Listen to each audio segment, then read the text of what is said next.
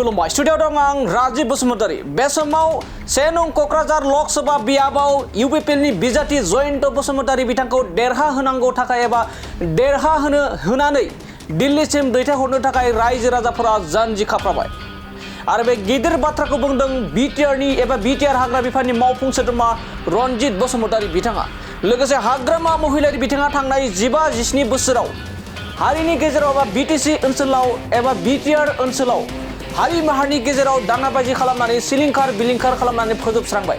दा बेखौ जों फिन आरोबाव गोजोन आरो खौसेथिखौ लाबोनो थाखाय आरो गोजोन आरो खौसेथि जौगानायखौ फोथांना लाखिनो थाखाय जों खौसे जानानै हिन्दु बर' ख्रिस्टान गासिबो खौसे जानानै जयन्त बसुमतारी बिथांखौ देरहा होनानै दिल्लीसिम दैथायनानै ओनसोलनि जौगानाय खामानि मावनो थाखाय भट होनो जानजि खाफ्राबाय होननानै बे समाव बिटिआर हाग्रा बिफाननि मावफुं सोद्रोमा रनजित बसुमतारी बिथाङा रोखा बाथ्राखौ बुंथिदों। लोगोसे 10 बोसोर नबकुमार सरनिया गोबां गावनि गादियावल' जिरायनानै ओनसोलनि जेबो जौगानाय खामानि मावाखै आरो बर' अबर'नि गेजेराव गावस्रालायनाय बे बाथ्रानि अनगायै आरो गुबुन जेबो खामानि मावनो हायाखै होननानै बे समाव बिटिआर हाग्रा बिफाननि मावफुं सोद्रोमा रनजित बसुमतारी बिथाङा फोरमायो। बे समाव फिन फोरमायबावोदि थांनाय 15 बोसोर एबा गोलाव सम हाग्रामा महिलारि बिथाङा हारि माहारिनि गेजेराव सिलिंखार बिलिंखार खालामनानै गाव गादियाव जिरायना थालांबाय। बेखायनो बेफोरबायदिखौ फोजोबस्रांनो आरो खौसेथि लाबोनो थाखाय गोजोन खौसेथिखौ फोथांना लाखिनो थाखाय जों बिटिआरनि एबा 1 नं क'क्राझार लकसभा बियाबाव जयन्त बसुमतारी बायदि लाइमोनखौ जों दिल्लीसिम दैथायहरनानै खामानि मावनांगौ होननानै बे समाव बिटिआर हाग्रा बिफाननि मावफुं सोद्रोमा रनजित बसुमतारी बिथाङा रोखा बाथ्रा बुंदों। लोगोसे फैबाय थानाय समाव गुबुन हारि माहारिनिफ्राय 90 जौखोन्दो मोननानै थामहिनबा जयन्त बसुमतारी बिथाङा इउपिपिएलनि बिजाथि 1 नं क'क्राझार लकसभा बियाबनि इउपिपिएलनि बिजाथि जयन्त बसुमतारी बिथाङा 90 जौखोन्दो भट मोननानै देरहागोन रोखा आरो गासैबो रायजोफोरा हारि माहारिनि रायजो राजाफोरा भट होनानै जयन्त बसुमतारीखौ भट होनानै देरहाहोनानै दिल्लीसिम दैथायहरनो जानजि खाफ्राजोब्बाय। बेयाव जेबो साननो गोनांथि गैला होनना बे समाव फोरमायदों।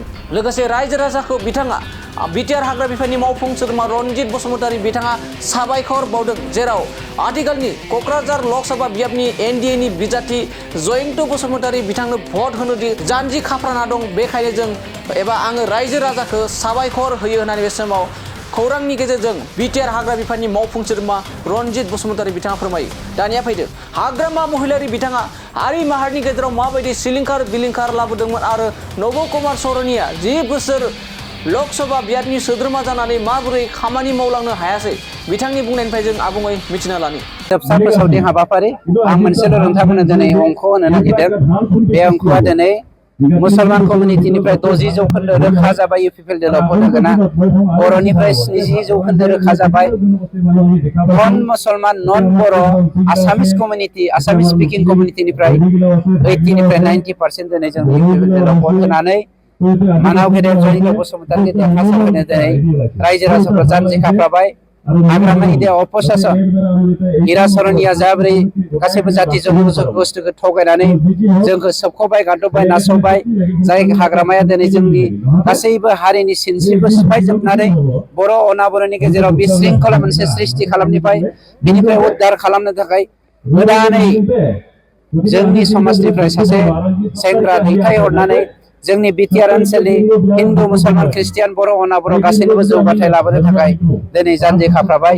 बिनि थाखाय नोंथांमोननि मिडियानि गेजेरजों साफ्रोमबो बिटिआर बासिखौ धन्यबाद होगोन मानोना बेखिनि जानजि खाफ्रानायनि थाखाय। Thank you.